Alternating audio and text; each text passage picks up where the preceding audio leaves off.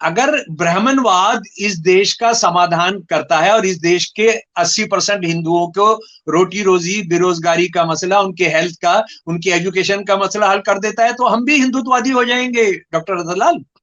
पर चलिए वो सर। कर नहीं सकता। राहुल गांधी को राहुल गांधी को सारा खेल समझ में आया। और आप ये देखेंगे कि राहुल गांधी का ये कहना कि आरएसएस से मुकाबला है, एक ब्राह्मणवादी पॉलिटिक्स से मुकाबला है, ये उनकी समझ में आ रहा है। लेकिन पार्टी उसको कितना चलने देगी, कितना कितना उस पर अमल करेगी।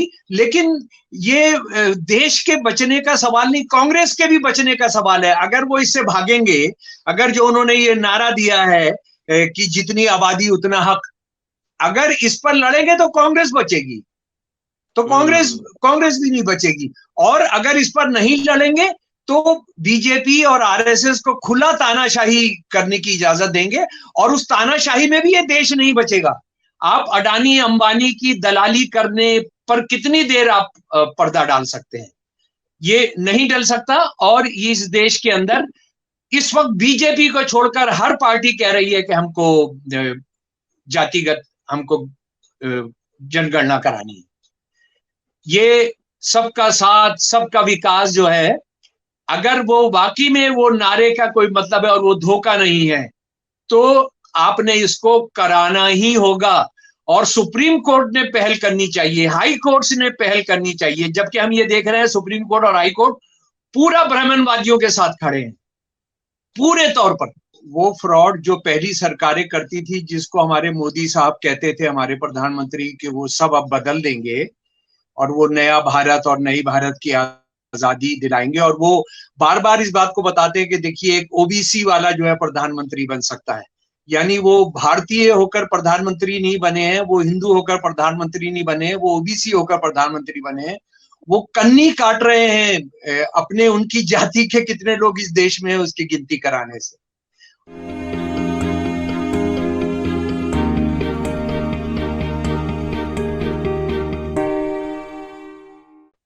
भारत एक जाति प्रधान देश भी है। दोस्तों, रतनलाल बोल रहा हूं और आप देख रहे हैं अम्बेडकरनामा। भारत में हर व्यक्ति की जाति होती है, चाहे वो माने या ना माने। अंग्रेजों के जमाने में पहली बार 19 सेंचुरी 1871 में शुरुआत हुई कास्ट सेंसस की। और ये 1932 में जब कॉमनवेल्थ अवार्ड मिला डिप्रेस क्लासेस को, उस समय जाति का सवाल एक राजनीतिक सवाल बना और बहुत महत्वपूर्ण हो गया। 31 में लास्ट सेंसस हुई है। उसके बाद अब तक शेड्यूल कास्ट, शेड्यूल ट्राइब को तो काउंट किया जाता है, लेकिन बाकी लोगों की गिनती नहीं होती। दुनिया में सब कुछ की गिनती होती है, शेर की, बाघ की, लेकिन जाति की गिनती नहीं हो रही। मोदी जी पिछड़े वर्ग से आते हैं, प्रधानमंत्री हैं देश के, लेकिन इन्हीं की सरकार ने हलफनामा दिया सुप्रीम कोर्ट में कि कास्ट सेंसस हम नहीं करा सकते। राहुल गांधी ने कास्ट सेंसस के समर्थन में बड़ा बयान दिया है और कांग्रेस अध्यक्ष मल्लिकार्जुन खड़गे ने भी प्रधानमंत्री को चिट्ठी लिखा है कास्ट सेंसस को लेकर। यह क्या एक बड़ा सवाल है और ये चुनावी मुद्दा बन सकता है लोकसभा के चुनाव में। इसी एपिसोड पे, इसी विषय पर पूरा एपिसोड करने जा रहा हूँ। पूरा वीडियो सुनिएगा। और शमसुल इस्लाम साहब हमारे साथ हैं, लगातार आप अम्बेडकरनामा पर उनको सुनते हैं, उन्हीं से चर्चा करने वाला हूँ। स्वागत है सर। जी बहुत धन्यवाद। आज अम्बेडकरनामा पर जो आप सवाल ले रहे हैं वो बहुत जरूरी, वो इस वजह से ही जरूरी नहीं है कि राहुल गांधी ने उस सवाल को उठाया है कि जितनी आबादी हो उतना हक मिले। पर सच बात यह है कि इस देश के साथ जो सबसे बड़ा फ्रॉड किया जा रहा है, और वो फ्रॉड जो पहली सरकारें करती थी, जिसको हमारे मोदी साहब कहते थे, हमारे प्रधानमंत्री, कि वो सब अब बदल देंगे और वो नया भारत और नई भारत की आजादी दिलाएंगे। और वो बार बार इस बात को बताते हैं कि देखिए, एक ओबीसी वाला जो है प्रधानमंत्री बन सकता है। यानी वो भारतीय होकर प्रधानमंत्री नहीं बने हैं, वो हिंदू होकर प्रधानमंत्री नहीं बने हैं, वो ओबीसी होकर प्रधानमंत्री बने हैं। वो कन्नी काट रहे हैं अपने, उनकी जाति के कितने लोग इस देश में है उसकी गिनती कराने से। और ये जातियों के बिना आप इस देश को समझ नहीं सकते। ये बात बहुत बहुत साफ है, क्योंकि जातियां हमने नहीं बनाई हैं। यानी जो जो दलित हैं, जो ओबीसी हैं, जो शूद्र हैं, जो अदर बैकवर्ड कास्ट हैं, उन्होंने नहीं बनाई है। ये तो इस जो समाज के ठेकेदार अपने आप को ब्राह्मणवादी कहते हैं, उन्होंने बनाई है। मनुस्मृति हमने नहीं लिखी है। ये अपना अर्थशास्त्र हमने नहीं लिखा है। अर्थशास्त्र जिन्होंने लिखा, उन्होंने सबको जातियों में बांटा है। और जातियां हमारे देश का एक एक एक ऐसा सच है जिसको आप नकार नहीं सकते, और जिसके बारे में बाबा साहब ने कहा था कि ये ऐसी 4 मंजिलें हैं, ये ऐसी 4 मंजिलें हैं जिसमें कोई सीढ़ी नहीं है, जिसमें कोई सीढ़ी नहीं है, जिसमें जो जहां पैदा हुआ उसने वहीं पर रहना है। और हम सब लोग क्या इस बात को नहीं जानते, और मोदी इस बात को नहीं जानते हैं, या उनका जो गिरोह है वो इस बात को नहीं जानता है कि बाबा साहब ने कहा था कि जातिवाद में कोई सुधार नहीं हो सकता, और वो हिंदू धर्म खत्म होगा तो जातिवाद खत्म होगी, जातिवाद खत्म होगा तो हिंदू धर्म खत्म होगा। और मैं इसलिए इसको छोड़ रहा हूं। तो इस बात को समझना, और ये बात हिंदुत्ववादी शासकों की समझ में नहीं आ रही है, ये बहुत दुख की बात है। लेकिन क्यों समझ में नहीं आ रही है, वो उसको हमको समझना, इसलिए उसको जानना इसलिए जरूरी है कि वो जानते हैं कि अगर जिस दिन जाति के आधार पर जनगणना हो गई, उस दिन सारा हिंदुत्व का खेल जो है नीचे नीचे जमीन पर गिर पड़ेगा, वो टाए टाए फिश हो जाएगा। देखिए, ये इस बारे में पुरानी सरकारों ने जो खेल किया, और सुप्रीम कोर्ट और ऊंची अदालतों ने जो खेल किया, ये आरएसएस बीजेपी की सरकार जो है उसको और ज्यादा तेजी के साथ, उसको ज्यादा बदमाशी के साथ, माफ कीजिएगा मैं इस शब्द को इस्तेमाल कर रहा हूं, ज्यादा नंगेपन के साथ कर रही है। देखिए, इस देश में आप सुप्रीम कोर्ट ये कह रही है कि 50% से ज्यादा रिजर्वेशन नहीं होगा। अरे 50% आप तय तो करो कि 50% से ज्यादा रिजर्वेशन नहीं होगा, तो आपने, इसका मतलब है कि आपने आंकड़े जमा करना चाहिए। और ये कोई दलितों के संगठन नहीं है जिन्होंने बताया है कि क्या स्थिति है। ये एक कमीशन था, एक कमीशन जिसको सिन्हो कमीशन कहते थे।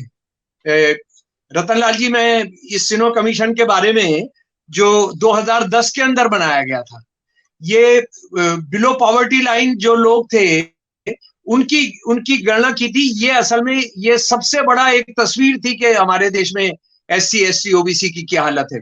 उसमें यह बताया गया कि गरीबी की रेखा से नीचे इस देश के अंदर 31 करोड़ 70 लाख लोग हैं।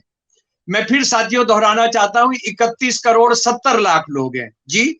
उसमें से 7 करोड़ 74 लाख SC हैं, ST 4 करोड़ 25 लाख हैं, OBC 13 करोड़ 86 लाख हैं, और जो जनरल लोग हैं बिलो पॉवर्टी लाइन, वो 5 करोड़ 85 लाख हैं।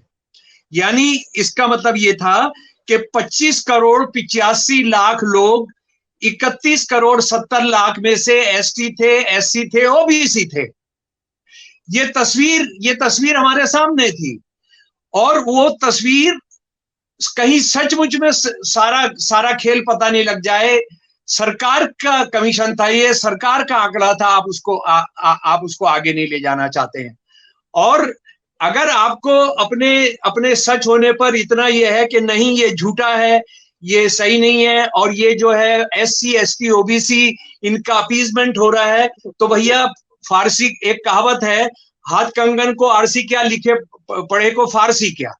तो आप जो है उसका सीधा करा ले, उसका सीधा आंकड़े जमा करा के और करा ले, लेकिन आप वो नहीं कराएंगे। आप जानते हैं सच्चाई क्या है। आप कनॉट पैलेस के अंदर चले जाइए, आप मिडिल क्लास अशोक विहार दिल्ली के अंदर चले जाइए, आप लखनऊ के किसी बाजार में चले जाइए, आप ये अपर मिडिल क्लास कॉलोनी में चले जाइए, आप वहां बताइए हमको कितने STC के घर हैं, कितने SC के घर हैं, कितने OBC के घर हैं, कितने माइनॉरिटीज के घर हैं। माइनॉरिटी जो ज्यादा OBC हैं, जो ज्यादा दलित हैं। तो आप जानते हैं सच क्या है, आप उस सच को छुपाने के लिए, और सुप्रीम कोर्ट की, माफ कीजिए, हायर कोर्ट की बदमाशी देखिए, उनका खेल देखिए कि वो ये कह रहे हैं कि 50% से ज्यादा रिजर्वेशन नहीं होगा। अरे जिनके नाम के ऊपर 85% जिनको जॉब मिलना चाहिए, आप उनको 50% का उनको लॉलीपॉप दे रहे हैं। और उस 50% के अंदर भी आपने जनरल को आर्थिक आधार पर 10% जॉब्स आप उनको दे दिए हैं। ये जो धोखा है, ओबीसी के प्रधानमंत्री जो चाय बेचते थे, जिनका ये दावा है कि मैं ओबीसी होकर प्रधानमंत्री हो गया, वो ओबीसी के साथ खड़े क्यों नहीं हो रहे हैं? वो एससी के साथ खड़े क्यों नहीं हो रहे हैं? वो एसटी के साथ खड़े क्यों नहीं हो रहे? और ये भी सरकारी आंकड़ा पार्लियामेंट के अंदर पेश किया जा चुका है कि जो हायर जॉब्स हैं, जो ए क्लास जॉब हैं, वो ओबीसी जितनी, यानी 100 जॉब हैं तो उसमें से 7% भरे गए हैं। एससी के 14% जॉब भरे गए हैं। एसटी के 3% से कम जॉब भरे गए हैं। जो सरकार ने जो आरक्षण दिया गया है, जो कानूनी तौर पर आरक्षण है, उस आरक्षण के अंदर ए ग्रेड के जो जॉब्स हैं उसमें 10-15% से ज्यादा उनकी भर्ती नहीं हुई है। और आप किस तरह से आप ये झुटलाना चाहते हैं कि इस देश में जातियों में बटा हुआ है? मोदी 2011 या 12 के अंदर वो भाषण कर रहे हैं लीडिंग आईएएस आईपीएस अफसरों को गुजरात के अंदर, और वो कह रहे हैं कि मैं इस बात को नहीं समझ पा रहा था कि भाई जो सफाई कर्मचारी गुजरात में होते हैं ये पीढ़ी दर पीढ़ी क्यों कर रहे हैं, हालांकि ये तो बहुत खराब काम है, पर मेरी समझ में आया कि वो अध्यात्म मुक्ति के लिए इस काम को कर रहे हैं। इसका मतलब है उन्होंने खुद तय किया हुआ है कि जातियां होती हैं, उन्होंने खुद तय किया हुआ है कि कुछ जातियां होती है जिनका काम सेवा करना है। तो आपको क्या परेशानी हो रही है? और बदकिस्मती से जो दूसरी पार्टियां थी जो अपने आप को ओबीसी को रिप्रेजेंट करती थी, कांग्रेस जो ये कहती थी कि हम गरीबों के साथ हैं, हमारा हाथ गरीबों के साथ है, उनको बहुत बाद में समझ में आ रहा है। और डॉक्टर रतनलाल, आप ये बात बिल्कुल सही कह रहे हैं कि ये गेम चेंजर हो सकता है। ये इसको कराना गेम चेंजर होगा। गेम चेंजर इस तौर पर होगा कि दूध का दूध और पानी का पानी हो जाएगा। आप इस देश की सच्चाई को, जो जमीन की सच्चाई है, गांव की सच्चाई है, मोहल्ले की सच्चाई है, आप उसको कितनी देर छुपा सकते हैं? आप अडानी अंबानी की दलाली करने पर कितनी देर आप पर्दा डाल सकते हैं? ये नहीं डल सकता। और इस देश के अंदर इस वक्त बीजेपी को छोड़कर हर पार्टी कह रही है कि हमको जातिगत, हमको जनगणना करानी है। ये सबका साथ, सबका विकास जो है, अगर वो वाकई में वो नारे का कोई मतलब है और वो धोखा नहीं है, तो आपने इसको कराना ही होगा। और सुप्रीम कोर्ट ने पहल करनी चाहिए, हाई कोर्ट ने पहल करनी चाहिए। जबकि हम ये देख रहे हैं सुप्रीम कोर्ट और हाई कोर्ट पूरा ब्राह्मणवादियों के साथ खड़े हैं, पूरे तौर पर। इसको जो है अगर नहीं रोका गया तो आप पूरे देश को एक सिविल वॉर के अंदर धकेल रहे होंगे। आप पूरे देश में एक विद्रोह कराने की स्थिति कर रहे होंगे, क्योंकि ये हिंदू मुसलमान, ये खालिस्तान, ये जिहाद, ये लव जिहाद, ये ज्यादा दिन नहीं चलेगा। क्योंकि असली सवाल अपने इंसान के अधिकार, इंसान के मानवीय अधिकार, जिन पर दलितों का, इस ट्राइबल्स का, जिन पर ओबीसी का हक है, वो लेकर ही रहेंगे। ज्यादा दिन नहीं चल सकता डॉक्टर रतनलाल, मेरा तो ऐसा विश्वास है।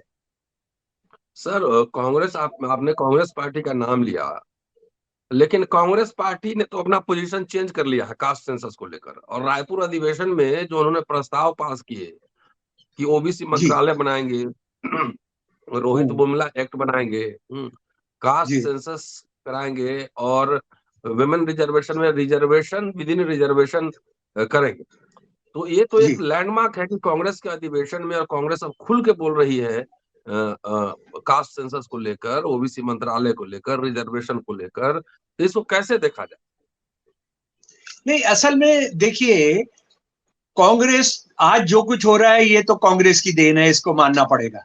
लेकिन ये भी सच है कि मतलब मैं गलत भी हो सकता हूं, लेकिन एक पॉलिटिकल साइंस के रिसर्चर के तौर पर इंडियन पॉलिटिक्स को मैं पढ़ता रहा, उसके तौर पर मेरा ये मानना है कि राहुल राहुल गांधी को सारा खेल समझ में आया और आप ये देखेंगे कि राहुल गांधी का ये कहना कि आरएसएस से मुकाबला है, एक ब्राह्मणवादी पॉलिटिक्स से मुकाबला है, ये उनकी समझ में आ रहा है। लेकिन पार्टी उसको कितना चलने देगी, कितना कितना उस पर अमल करेगी। लेकिन ये देश के बचने का सवाल नहीं, कांग्रेस के भी बचने का सवाल है। अगर वो इससे भागेंगे, अगर जो उन्होंने ये नारा दिया है कि जितनी आबादी उतना हक, अगर इस पर लड़ेंगे तो कांग्रेस बचेगी, तो कांग्रेस भी नहीं बचेगी। और अगर इस पर नहीं लड़ेंगे तो बीजेपी और आरएसएस को खुला तानाशाही करने की इजाजत देंगे, और उस तानाशाही में भी ये देश नहीं बचेगा। डॉक्टर रतनलाल जी, आप ये समझ लीजिए कि आप डंडे के जोर से अगर शासन चलाना चाहते हैं, दुनिया के इतिहास में 5000 साल पुराने वाले साम्राज्यों में भी देश नहीं बचे, तो ये क्या बचेंगे? ये चूचू का मुरब्बा, ये इनकी क्या औकात है इनकी? सर, अगर मान लीजिए कास्ट सेंसस हो जाए तो इसके क्या क्या इम्प्लीकेशंस हो सकते हैं? इम्प्लीकेशन सबसे बड़ा ये होगा कि आपने 50% जो रिजर्वेशन का है वो पता लगेगा, जितना उनकी जनगणना है उनका 85% हो जाएगा, ये 85% हो जाएगा। और उसके बाद ये होगा कि रिजर्वेशन में एक बुनियादी बात निकल कर आ जाएगा। डॉक्टर रतनलाल, मैं बहुत सालों से कह रहा हूं कि हमको कोई भीख नहीं चाहिए, रिजर्वेशन हमारे लिए भीख नहीं है, हमारे साथ हजारों साल के साथ, और आज भी जो हो रहा है उसके लिए थोड़ा सा हम उसकी भरपाई करने को है। हमको आप काम करने का अधिकार दे दीजिए, इस देश के हर आदमी को, हर आदमी को काम करने का अधिकार दीजिए, राइट टू वर्क दे दीजिए। हमको कोई रिजर्वेशन नहीं चाहिए, नंबर 1। नंबर 2, आप जो अघोषित रिजर्वेशन है उसको खत्म कर दीजिए। आप जिस कॉलेज में पढ़ाते हैं, मैं जिस कॉलेज में पढ़ाता था, देश के किसी कॉलेज के अंदर, देश के जो हायर एजुकेशन इंस्टीट्यूशंस हैं, उसमें जब आप ये कास्ट की रिजर्वेशन कराएंगे तो ये भी पता लगेगा कि जो ऊंची जाति के लोग हैं वो 5-6-7% से ज्यादा नहीं है। तो फिर वहां सवाल उठेगा कि उनको इतना कैसे मिल रहा है। ये तो आप जानते हैं, इसको हम सब लोग अच्छे तरीके से जानते हैं कि हमारे देश में हमारे देश की जो आर्थिक स्थिति है कि उसमें 10% लोग 57% संपत्ति पैदावार के साधनों पर है, और उन 10% में भी 1% के पास 22% संपत्ति है, 22% है। आप ये सवाल उठाते हैं कि ये तो अब इनकी आर्थिक आमदनी ज्यादा हो गई इसलिए रिजर्वेशन के बाहर हो जाए, तो हम भी मांग करेंगे कि जिसके घर में एक आईएएस अफसर है ऊंची जाति में दूसरा आईएएस अफसर नहीं होगा। हम भी ये मांग करेंगे जिसके एक परिवार में ऊंची जाति के एक कारखाना है उसको दूसरा कारखाना नहीं मिलेगा, उसको दूसरा लोन नहीं मिलेगा, उसको दूसरा रिजर्वेशन नहीं मिलेगा ऊंची जाति का। ये मांग की जाएगी। फिर ईडब्ल्यूएस के जो आंकड़े दिख रहे हैं, अभी जेपी सिंह साहब से एक दिन बात हो रही थी, तो वो तो मांग उठा रहे थे कि ईडब्ल्यूएस में बंटवारा होना चाहिए और ब्राह्मण और गैर ब्राह्मण सवर्ण में बंटवारा होना चाहिए।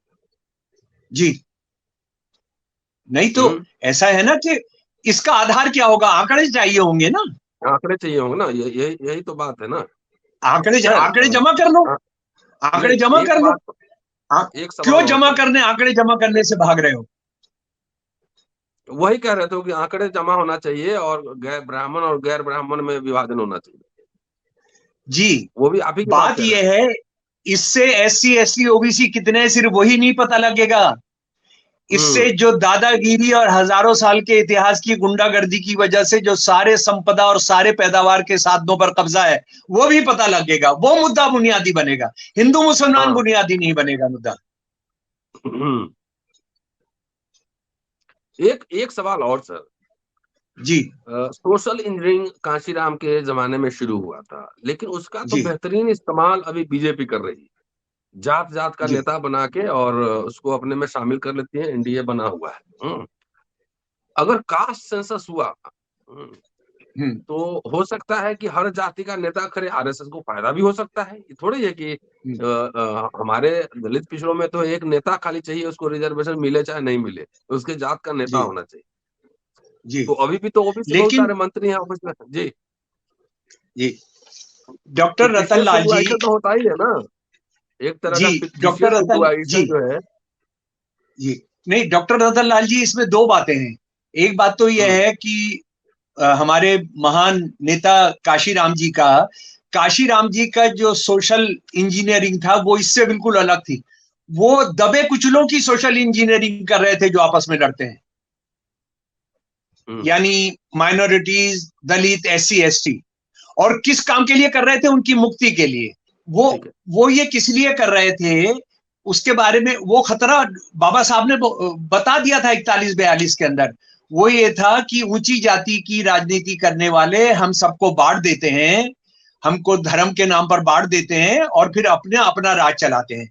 वो ये कर रहे थे हम आपस में बटे नहीं ब्राह्मणवाद के खिलाफ, हम शोषक जातियों के खिलाफ बटे नहीं शासक वर्गों के खिलाफ। तो हमने एक होना है। ये ब्राह्मणवाद का जो सोशल इंजीनियरिंग है वो है कि ब्राह्मणवाद बना रहे और इनको कैसे बहला फुसला के उनको अपने साथ रखा जाए। तो अच्छा, दूसरी बात जो आप कह रहे हैं कि क्या गारंटी है कि वो हिंदुआइजेशन नहीं होगा? रतनलाल जी, अगर हम ये मानकर चल रहे हैं कि इस देश के एससी, एसटी, ओबीसी ब्राह्मणवाद का शिकार हो जाएंगे, तो भाई फिर तो खुदा भी नहीं बचा सकता। पर ऐसा दुनिया के इतिहास में कभी हुआ नहीं। अगर ऐसा होना होता तो बाबा साहब भी हिंदू ही रहते। नहीं बाबा वो साहब को तो सावरकर के साथ क्या झगड़ा था? सावरकर कह रहा था हम थोड़ा रिफॉर्म करा लेंगे, हिंदू धर्म को सुधार लेंगे। बाबा साहब ने कहा कि ये हो ही नहीं सकता है। अगर इस देश के दलित नौजवान, इस देश के ओबीसी नौजवान, इस देश के एसटी नौजवान, अगर उनको लगेगा ब्राह्मणवाद उनका सुधार करा देगा और अगर उस रास्ते पर जाएंगे तो रतनलाल जी, हम और आप भी कमंडल लेकर चलेंगे हिमालय की तरफ। नहीं, वो माइनॉरिटी हमारे जैसे लोग तो समझिए माइनॉरिटी में है एक तरह से। लेकिन अभी आप देखिए बीजेपी और आरएसएस की मोडस ऑपरेंडी चौक चौक पर जात का नेता खड़ा कर दिया है। ठीक है, उत्तर प्रदेश में भी, बिहार में भी। तो जी, कहने का मतलब ये है, अगर समाज व्यापकता में इसको नहीं समझेगा तो आरएसएस वो उसका राजनीतिक इस्तेमाल भी अपने पक्ष में कर सकती है। ये भी बात है ना। नहीं क्या मतलब डॉक्टर रतनलाल, क्या हम इस देश के लोगों को क्या पाजी समझते हैं? यानी ये सड़क पर चौराहे चौराहे पर खड़े हो जाएंगे तो उसके बाद सब लोग समझ लेंगे? मैं ऐसा नहीं मानता हूं। और उसके बाद अभी आप जो सारी जगह जो आरएसएस के हालात, कर्नाटक का कितना बड़ा जनाब किला था आरएसएस का, था ना, बहुत बड़ा हम्म। किला। अभी आपको क्या लग रहा है कल चुनाव में क्या होता है वो छोड़ दीजिए, क्या हो रहा है कर्नाटका के अंदर, महाराष्ट्र के अंदर क्या हो रहा है, ये राजस्थान के अंदर क्या हो रहा है, हम्म। पंजाब के अंदर क्या हो रहा है? मतलब अगर अगर ब्राह्मणवाद इस देश का समाधान करता है और इस देश के 80% हिंदुओं को रोटी रोजी, बेरोजगारी का मसला, उनके हेल्थ का, उनकी एजुकेशन का मसला हल कर देता है, तो हम भी हिंदुत्ववादी हो जाएंगे डॉक्टर रतनलाल। पर चलिए वो सर। कर नहीं सकता। इस्लामाबाद जिसने कहा था मुसलमानों के नाम पे राष्ट्र बना दो, मुसलमानों की सारी समस्याओं का समाधान हो जाएगा, उसका पाकिस्तान का क्या हाल करके रखा है इस्लामवादियों ने। हम्म। अगर धर्म समाधान होता, अगर धर्म के नाम पर राष्ट्र उस धर्म के मानने वालों को समाधान कर देता, तो जी। इस देश के हिंदुत्ववादी संगठन जो हैं उनको कत्ल नहीं करना पड़ता। गांधी जी का, हम्म। गोविंद पंसारे का, एम कलबुर्गी का, गौरी का, नरेंद्र ढाबोलकर जी का। हम्म। बाबा साहब को ये नहीं कहना पड़ता कि मैं पैदा तो हुआ था कहीं लेकिन वहां मरूंगा नहीं। जी शुक्रिया सर। और जी, जाति एक सच्चाई है, इसके इम्प्लीकेशन जो कुछ भी हो, लेकिन किस जाति की कितनी जनसंख्या है, उनकी संख्या कितनी है, किस जाति के पास देश के कितने संसाधन हैं, कितने जमीन है, कितने उद्योग हैं, कितने फ्रिज है उनके पास, कितने कार हैं, ये आंकड़े तो आने ही चाहिए। पूरा वीडियो देखते रहिए, सुनते और सब्सक्राइब करते रहिए। जल्दी मिलता हूँ अगले एपिसोड में। शुक्रिया सर, शुक्रिया।